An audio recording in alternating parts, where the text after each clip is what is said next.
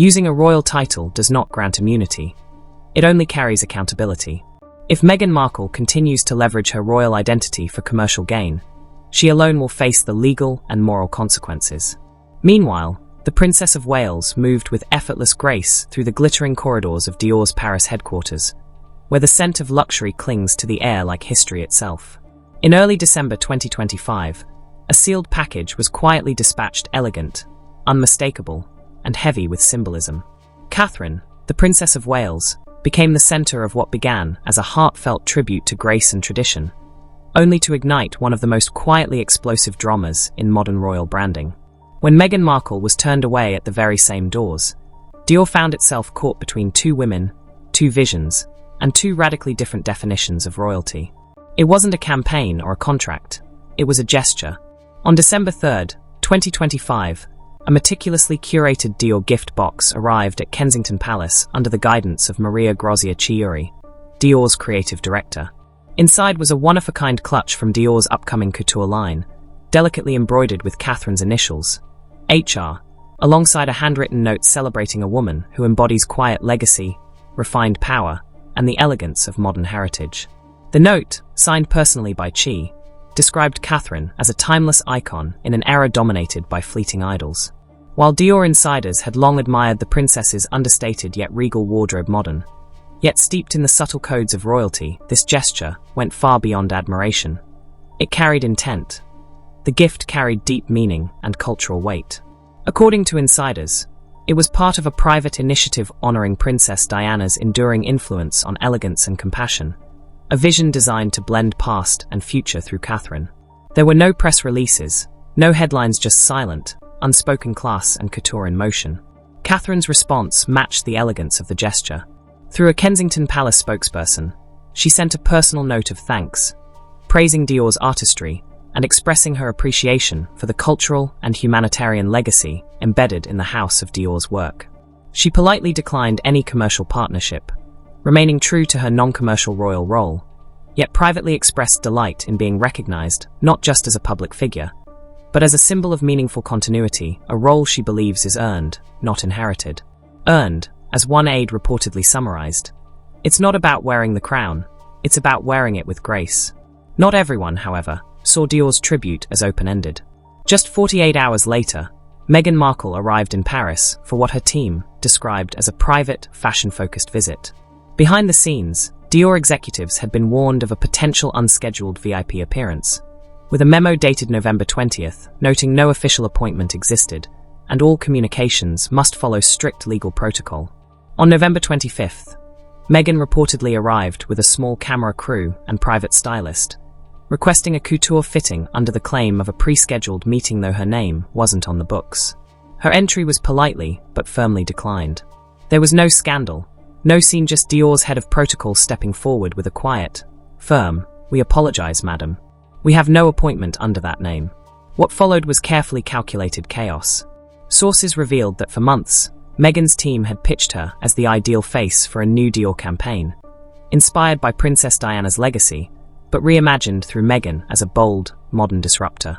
Leaked documents suggested slogans like legacy, rewritten, reimagined, reclaimed, but Dior insiders reportedly rejected the proposal, citing reputational risk, misalignment with the house's cultural strategy, and potential public perception conflicts.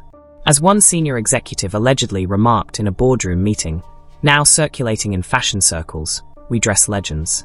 We don't manufacture them through controversy." After Meghan Markle was turned away, blogs and PR-aligned accounts began posting curious updates across X, formerly Twitter, and Instagram, using hashtags like #MoreMeghanInDior, #NonDuchessOfStyle, and #LegacyInMotion. These posts suggested early-stage discussions between Meghan and Dior, hinting at a collaboration, but investigative reporting from Lamont's fashion desk traced many of the posts to digital agencies linked to Meghan and Harry's foundation, automated across influencer accounts in North America and the UK. The message was clear.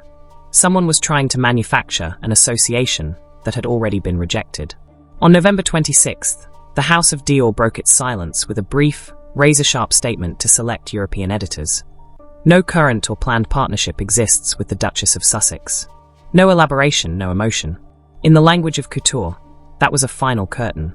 What had begun as a quiet tribute had morphed into a brand battle, one Catherine never started, but one she now visibly won. Fashion editors from Vogue Paris to The Times praised her restraint and clarity. She understands the royal code and never oversteps, while Meghan continues to operate as royalty on a freelance contract within the House of Windsor. The contrast was stark. On November 28th, Clarence House issued a rare official memo, affirming that only active working members of the royal family appointed by the king are authorized to act in representation commercial or ceremonial of royal identity, name, or association, and that the Duchess of Sussex holds no such appointment. A private legal review led by the Lord Chamberlain's office flagged Meghan's attempts to leverage the Sussex title commercially as a misrepresentation of her role. Catherine's response was unexpectedly direct. 3 days after Dior issued its statement, at a private panel on women's leadership at Somerset House, a journalist asked her an off-script question. Did she feel misrepresented in recent comparisons with the Duchess of Sussex? Catherine paused, then delivered a calm but deliberate reply. When one holds a position tied to public duty, it is not the name that carries the role. It is the role that defines the responsibility. Titles are not licenses. They are obligations. The room froze. The message was unmistakable. This was not merely a subtle reminder of protocol, it was a precise, legal assertion of authority and accountability. Catherine's response underscored representational authority, striking precisely where Meghan Markle's Dior maneuver had blurred the line between celebrity and sovereignty. Many outside royal circles overlook that Catherine holds an advanced degree in art history and has extensive training in law and governance from the University of St. Andrews. And in this moment, she wielded that expertise with clarity, authority, and conviction. Palace insiders confirmed she had quietly consulted royal counsel after Meghan's misleading social media associations with Dior. While no legal action was deemed necessary, the situation was classified as a case of passive commercial impersonation, proving that using a royal title comes with consequences. An aide present reportedly noted that Catherine's concern was not brand confusion, but the misrepresentation of royal service. If the line between personal ambition and national representation is erased, we risk turning the monarchy into marketing. That is not tradition. It's a transaction. While Meghan remained in Paris following her failed Dior approach, the fashion world reacted in waves. A leaked LVMH internal note dated December 7th placed Meghan on a PR-sensitive watch list circulated among top brand executives, signaling that any engagement required extra scrutiny. Endorsement requests that once flowed smoothly were quietly blocked, and her pending request for Paris Fashion Week attendance was discreetly withdrawn. Chanel denied her access to its Winter Atelier tour, normally reserved for high-profile ambassadors and philanthropic guests. A stylist at a major Paris agency explained anonymously, "It's not that people dislike her, it's that no one wants the drama. Catherine brings timelessness. Meghan brings headlines. And in couture, time always wins." Reinforcing this stance, the Royal Communications Office issued a second statement on December 1st, affirming that the Duke and Duchess of Sussex are no longer working members of the royal family and are not authorized to represent or negotiate on behalf of the Crown, its institutions, or its legacy, a choice of words deliberately echoing the term legacy, central to Meghan's Dior proposals.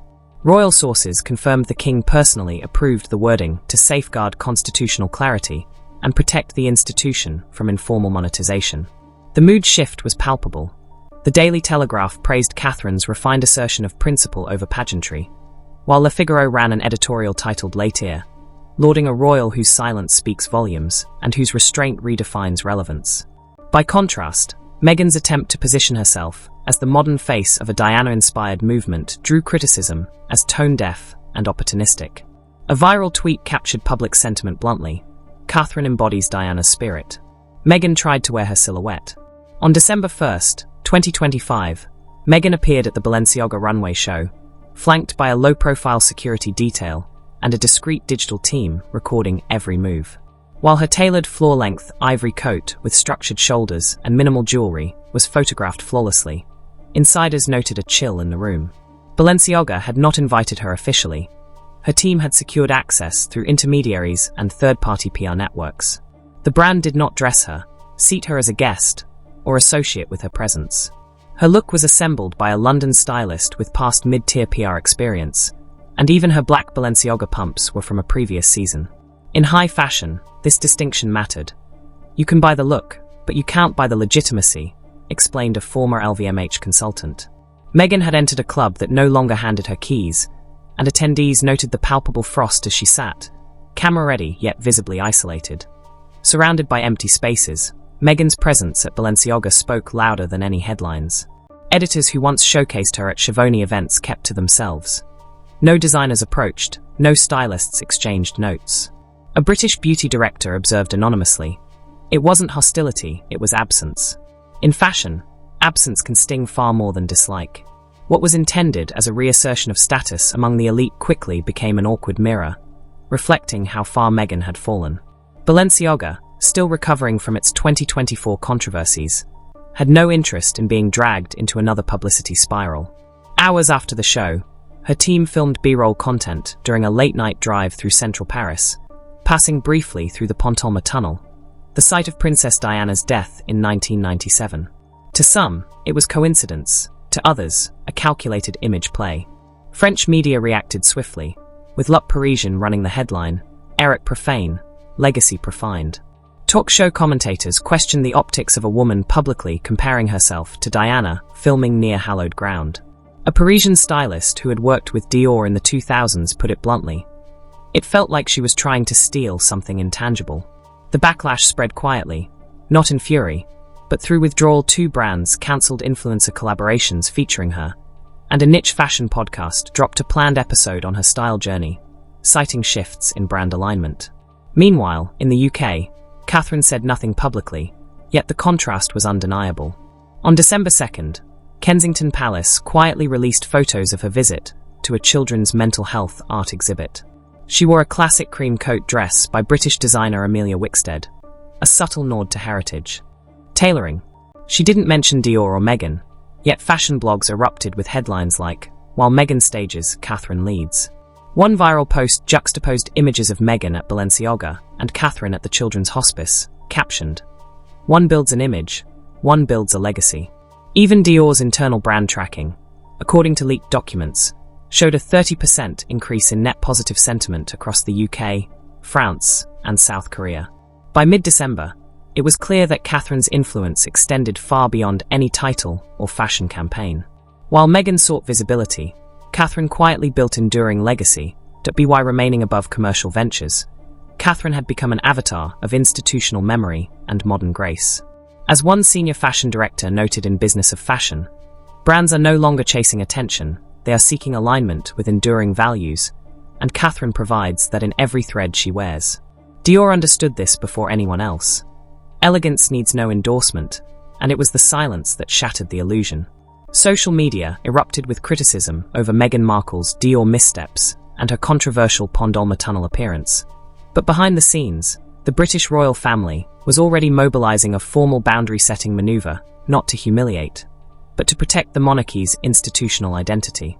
On December 3, 2025, a closed-door session at Clarence House convened senior royals, including King Charles III, Princess Anne, and the Prince of Wales.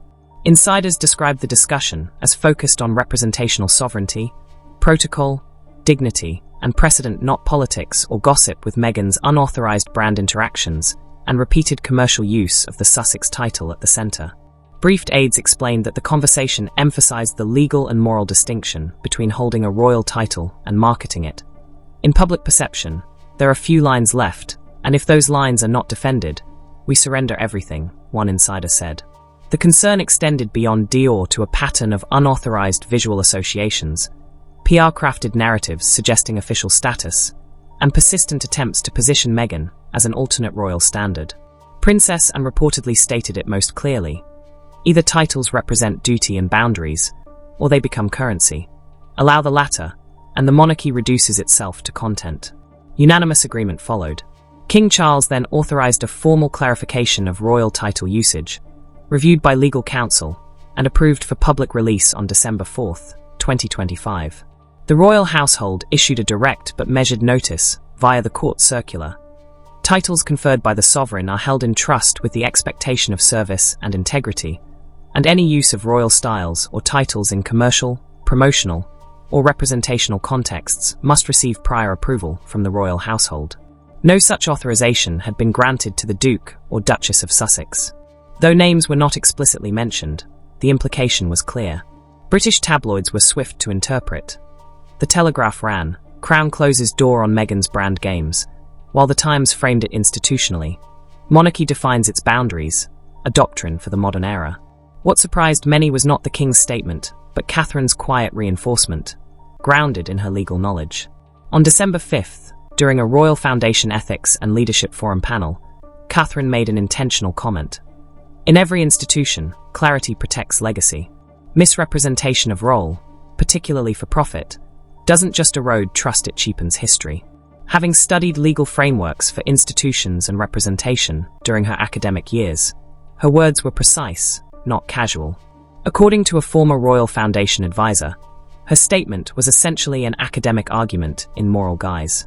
Behind the scenes, senior advisors to William and Catherine drafted an internal protocol informally called the Windsor Representation Principles.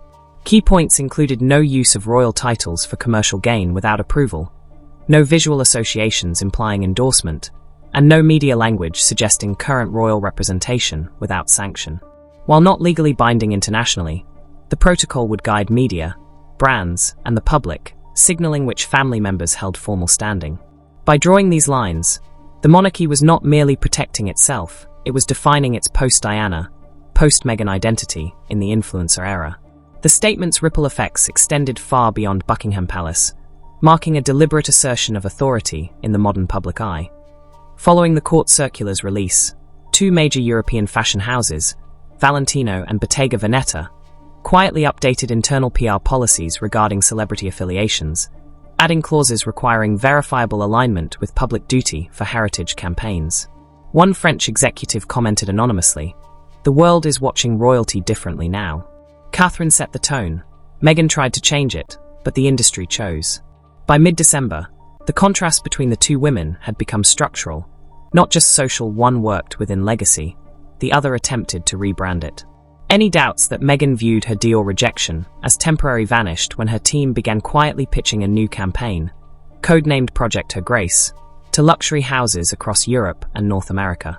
The audacious mood boards drew heavily from Princess Diana's most iconic fashion moments, from the revenge dress to the safari coat in Angola and the navy velvet gown at the White House. It wasn't mere visual homage, it was personal. The project explicitly positioned Meghan as a modern continuation of Diana's public image, with one slide bearing the tagline "Grace Interrupted." The initiative sent ripples across fashion and legacy sectors. On December 6, 2025, a redacted version of the Her Grace pitch leaked via a whistleblower at an international branding agency affiliated with Louis Vuitton. The document outlined plans to present Meghan as the new ambassador of royal compassion, political courage, and timeless elegance juxtaposed directly against Catherine. One caption paired images of Meghan at the UN headquarters with Catherine at a British military parade. Within hours, the campaign unraveled. British media called it Diana cosplay turned branding scheme, American networks questioned the taste, and the French press condemned it outright. Even some of Meghan's past supporters expressed discomfort. One former editor tweeted, "Love her or not, this crosses an unspoken line." Diana was real. Her tragedy isn't a marketing framework. The palace said nothing directly, but the mechanisms of soft power were already in motion, quietly correcting the narrative and reaffirming the monarchy's authority and dignity. On December 7th, King Charles approved the final publication of the Windsor Representation Principles, circulated to UK media partners, diplomatic channels, and high-end brands. The message was clear: legacy is not licensed, titles do not authorize commerce, and royal status is not self-declared. Though framed as internal guidance, the principles instantly became a de facto industry standard, with PR agencies, fashion houses, and even film producers running royalty-aligned projects past legal teams to ask, does this align with the Crown's representation policy? One London-based fashion attorney described it as a firewall against influencer monarchy. The palace didn't ban Meghan, they made it impossible for anyone to pretend she spoke for them. Meanwhile, Meghan's campaign faltered while Catherine's popularity surged without her seeking it. A December 8 YouGov poll reported the Princess of Wales's approval ratings at 76% in the UK, 68% in France, and 59% in the United States, her highest yet. The North American surge was fueled not by spectacle, but by its absence. On December 5th, Catherine made a surprise visit to the Royal School of Embroidery and Historic Textile Conservation, meeting female apprentices and highlighting heritage, craft, and sustainability. She wore a recycled coat from a 2021 Remembrance Day event, tailored for the occasion. Fashion editors from British Vogue to WD featured her look not as trend-setting, but as cultural signaling. She doesn't just wear clothes, she wears history. Dior quietly updated its website, listing her December look under timeless femininity, never naming her directly, yet speaking volumes. By month's end, multiple high-profile branding reports in Europe and Asia identified the Catherine effect, a measurable consumer response to public figures aligning with non-commercial, duty-based influence. By December 2025, the measurable impact of Catherine's quiet approach was undeniable. Women aged 25 to 40 showed key shifts in behavior. A 12% increase in luxury resale value for items previously worn by Catherine, spikes in organic searches for Alexander McQueen, Jenny Packham, and BH London, and a 23% engagement boost on posts tied to her public duties, particularly health and education. Social media users dubbed it soft power style, contrasting sharply with Meghan's maximalist choices. A Gen Z influencer in Berlin went viral on TikTok. Catherine's aesthetic feels like security and intention. Meghan's feels like auditioning. I don't want my icons to look like they're auditioning. By December 10th, the fallout for Meghan was evident. Two stylists publicly confirmed they would no longer work with her. A New York luxury PR firm declined to renew a contract citing creative misalignment, and a clean beauty ambassadorial offer was rescinded after backlash from Diana's former aide. Even her charitable projects, including a December maternal health campaign, were overshadowed by the PR storm she ignited. Catherine, by contrast, did nothing yet let the crown speak. She did not attack, she did not defend, she simply held her place.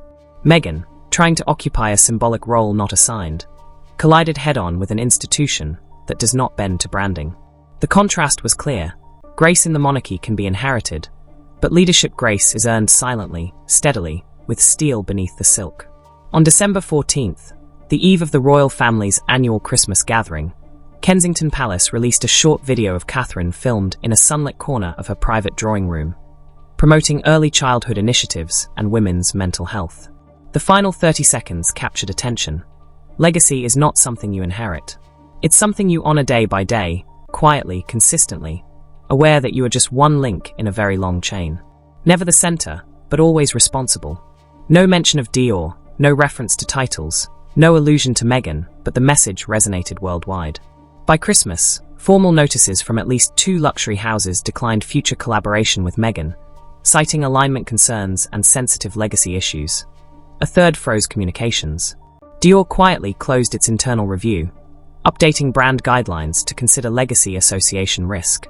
Clarence House amended its public website to include a disclaimer. Only active royals may engage in representational or charitable work under the Crown seal or historic visual symbolism with approval. The Crown had effectively locked the vault. In a rare interview with Ladies' Journal, Catherine reflected, "I've always believed clothes should support the moment, not overpower it. The women who inspire me most, my mother, my grandmother, and yes, my husband's mother, carried their strength not on their sleeves, but in their silences." By year's end, analysts across branding, fashion, and public ethics cited the Catherine-Meghan Dior saga as a landmark case study in narrative control. Catherine never posted, Meghan overposted. Catherine honored a tribute, Meghan chased one. Catherine represented duty, Meghan performed visibility. While parts of Meghan's US and digital fanbase remained loyal, her broader global influence had declined. Brand Trust Europe reported audiences increasingly favored figures who resist commodifying identity, demonstrating that Meghan's attempt to commercialize royal legacy misjudged a global shift toward authenticity shaped by humility. Dior issued no second statement. Silence had become a brand asset aligned perfectly with Catherine's approach. Measured, symbolic, and profoundly effective. Elegance doesn't chase, it chooses. As the new year dawned, a photograph from Sandringham quietly went viral. Catherine walking hand in hand with Prince George and Princess Charlotte on palace grounds. No stylist, no logos, no staged cameras, just a woman living her role. The world trusted her to play it, And somewhere far from that frame, the lessons settled across royals, brands, and audiences alike. Legacy isn't what you claim. It's what remains when you no longer need to speak.